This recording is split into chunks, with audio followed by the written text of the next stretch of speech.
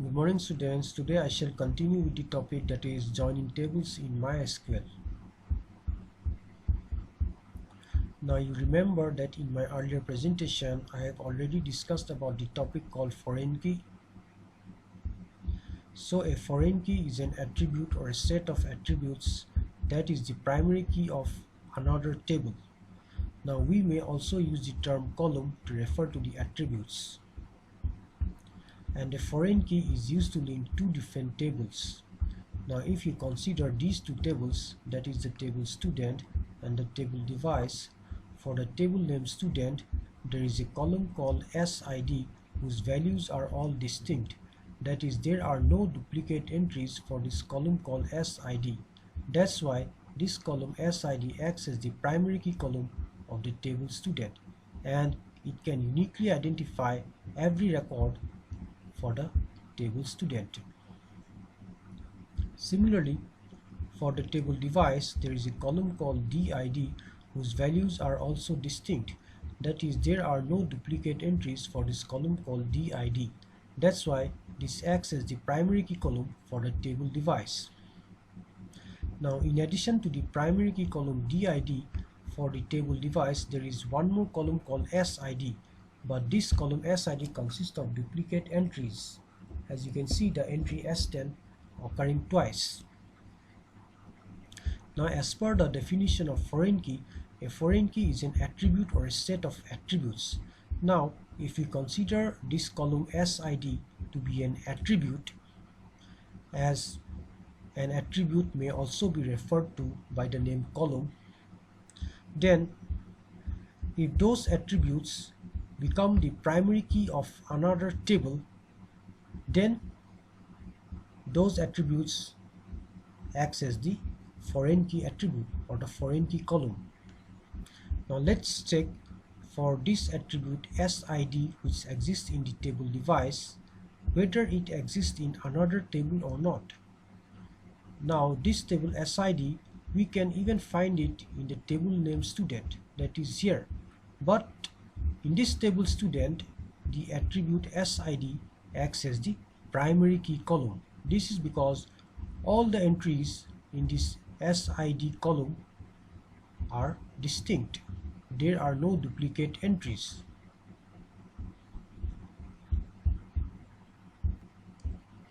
So this column SID, which acts as the primary key column of the table student, also exists in the table device, but not as a primary key because the entries have duplicate values.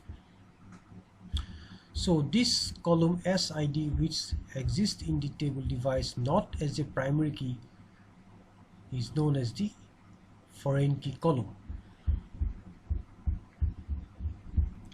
So that's all about the concept of foreign key. I have recapitulated it in today's presentation.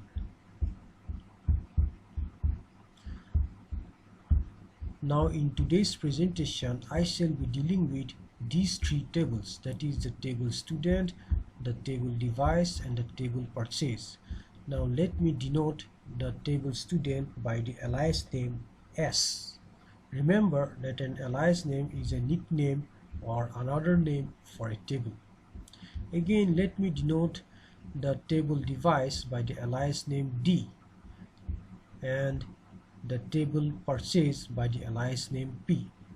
Now based on these three tables, that is the table student with the alias name S, the table device with the alias name D and the table purchase with the alias name P, I shall solve some SQL queries from the next slide.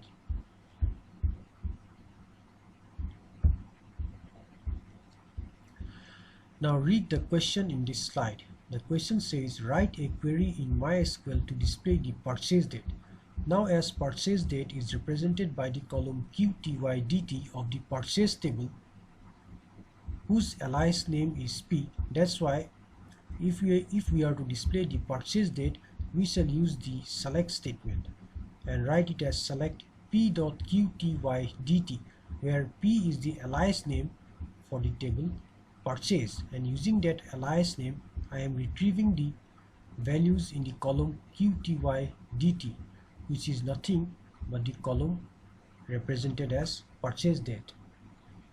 Then along with the purchase date, I shall also retrieve the product of the dcost and qty column, which is represented as amount in the output table. That's why I shall select p.qty.dt to first display the purchase date, and then I shall select d.dcost into p.qty. This is because the column dcost belongs to the device table, and since the alias name of the device table is represented as D, I use the alias name D to retrieve the entries of the dcost column with the expression d.dcost. And then again the column qty belongs to the purchase table, and again since the purchase table has the alias name P, so with the alias name P I shall call the column qty of the purchase table using the expression p.qty. Now we multiply both these expressions, that is d.dcost into p.qty, which is nothing but represented as amount. So in the output table we can first see the column represented as purchase date, which is qty.dt, and the column represented as amount, which is nothing but the product or the multiplication of dcost into qty. The column qty.dt, which represents the purchase date, is from the table purchase having the alias name P, and the column amount, which has been calculated based on this expression dcost into qty, where dcost belongs to the device table and qty belongs to the purchase table. Both these columns, that is qty.dt and amount, gets displayed exactly as it is in the output table once we use the select query, that is select p.qty.dt, d.dcost into p.qty, which is represented as amount from the table purchase represented by the alias name P, the table device represented by the alias name D. Now after that, when the columns qty.dt and amount gets displayed in the output table exactly like this, we shall use the where clause and specify the joining condition. The joining condition says p.did is equal to d.did. That's why for the first did value d10 of the device table, let's check if there is a match of did value in the purchase table. Yes, there is a match. For the value d10 under the did column of the device table, there is a matching value of d10 for the same did column in the purchase table, and for this did value as d10, the corresponding purchase date or qty.dt is 2013-9/5. Now let me check whether this purchase date, that is 2013-9/5, is greater than 2013-9/1 or not. Yes, definitely it's greater. This is because here in 2013-9/5 the day is 5, but here in 2013-9/1 the day is 5, and obviously day 5 will be greater than day 1. That's why this condition in the where clause holds true, and we can retrieve the value under the purchase date represented by the column qty.dt, which is nothing but for the did value as dt, the qty.dt value is 2013-9/5. So in the output table you can see under the qty.dt column you can see the entry 2013-9/5, and along with this entry of 2013-9/5 under the qty.dt column, there is one more entry which is the product of dcost and qty of the table device and purchase respectively. So for this entry of D10 of the DID column in the purchase table, and also the entry D10 value for the DID column in the device table, the corresponding D cost is 850, okay, in the device table, and the corresponding QTY is 5 in the purchase table. And if we multiply 850 into 5 to find the product of the expression D cost into QTY, we will get the result as 4250. And since D cost into QTY is represented as amount, so 4250 is the value which comes under the amount column in the output table. Now in this way, I have just checked the DID value as D10 and then found the product of D cost and QTY based on the given purchase date, represented as QTY DT. You should also check the rest of the DID values in the device table, and if it matches with the DID value in the purchase table, then find out the purchase date, corresponding purchase date, and the product of D cost and QTY for those values of DID. And after finding out that, you can see the rest of the entries, that is the highlighted ones as I have shown here, gets also displayed in the output table. What I have shown you now is only the first entry in the output table, but the process to fill up the remaining entries of the output table, that is these entries, will be the same as how the first entry was filled in the output table, and it is based on the joining condition of the where clause and whether the purchase date is greater than 2013-9/1 or not.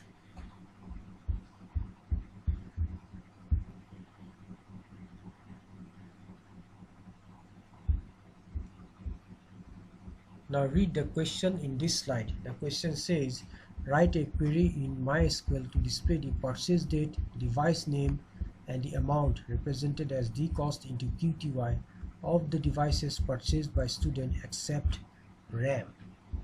So if you are required to display the purchase date, then select the column QTYDT with the help of the alias name P of the purchase table, and this is represented as QTYDT. And upon selecting this column, you can see the column QTYDT as shown exactly in the output table.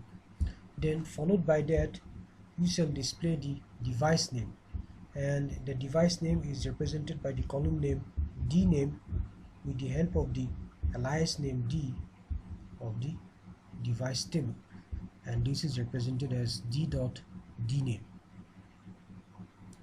And again, the amount shall be represented as D cost into QTY, and that is what is represented in the output table. The third column shows amount, which is nothing but the product of the expression, which is the product of D cost into QTY.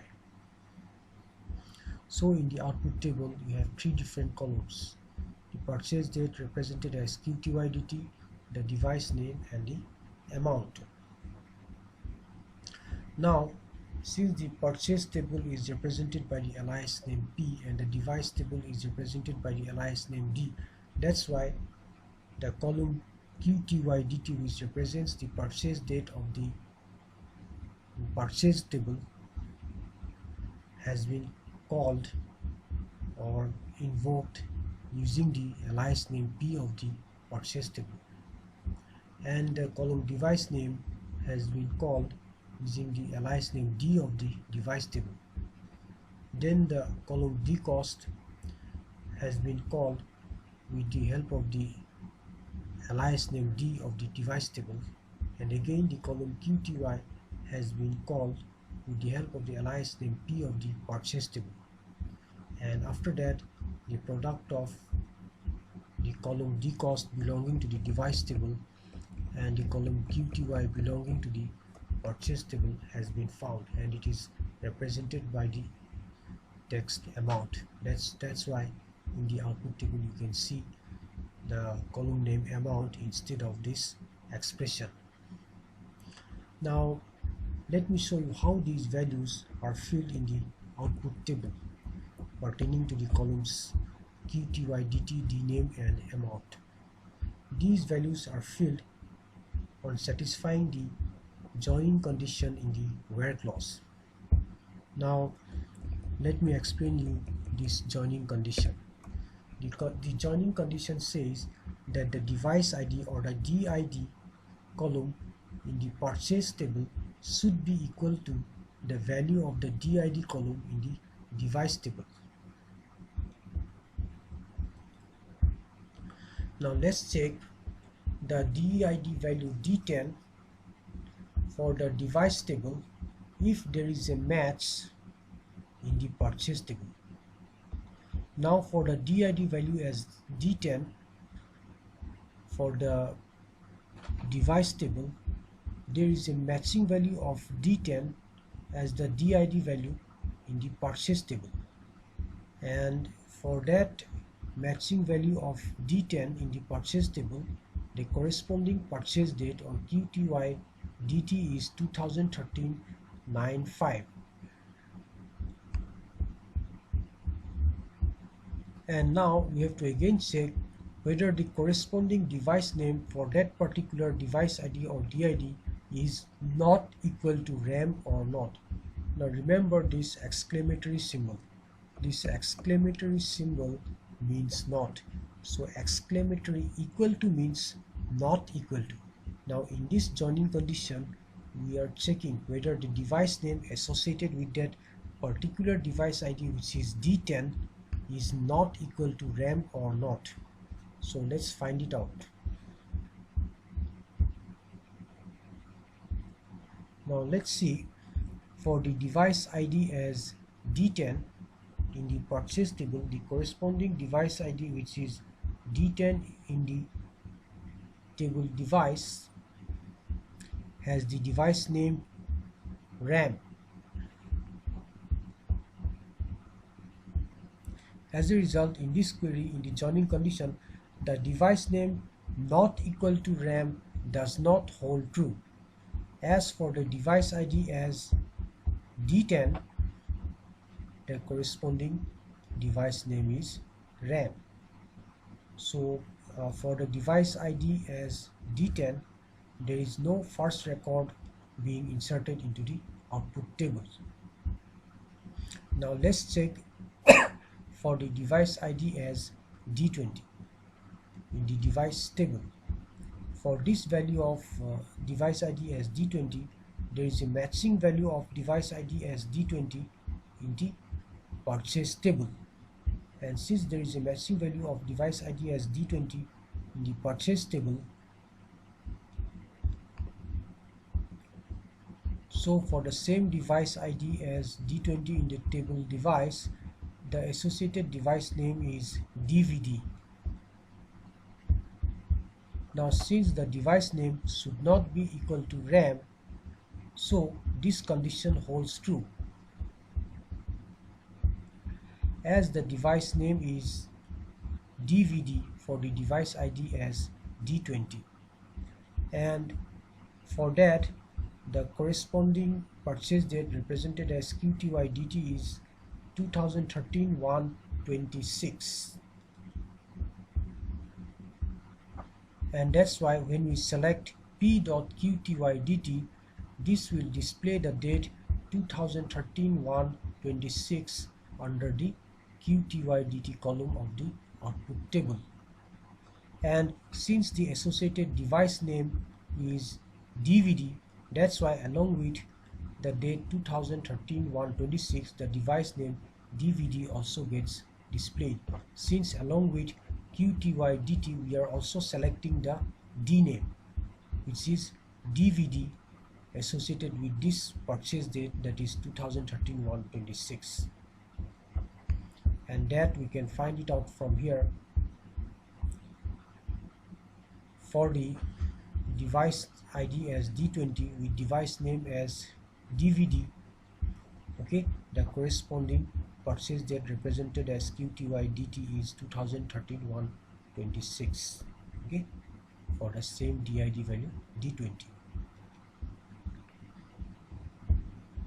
Now after that, I shall also display the product or the multiplication of the values of the columns dcost and QTY belonging to the tables device and purchase respectively.